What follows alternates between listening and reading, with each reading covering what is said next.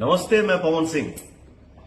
रणधीर सिंह जी के बेटे और विक्रांत सिंह जी के छोटे भाई रणविजय सिंह जी के बहुभोज में 6 मार्च को ग्राम पोस्ट निकासी रसड़ा में आ रहा हूं, तो आप सब भी आइए और सांस्कृतिक कार्यक्रम का आनंद लीजिए।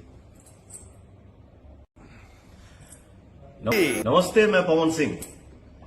रणधीर सिंह जी के बेटे और विक्रांत सिंह जी के छोटे भाई रणविजय सिंह जी के बहुभोज में 6 मार्च को ग्राम पोस्ट निकासी रसड़ा में आ रहा हूं, तो आप सब भी आइए और सांस्कृतिक कार्यक्रम का आनंद लीजिए। नमस्ते, मैं पवन सिंह। रणधीर सिंह जी के बेटे और विक्रांत सिंह जी के छोटे भाई रणविजय सिंह जी के बहुभोज में 6 मार्च को ग्राम पोस्ट निकासी रसड़ा में आ रहा हूं, तो आप सब भी आइए और सांस्कृतिक कार्यक्रम का आनंद लीजिए।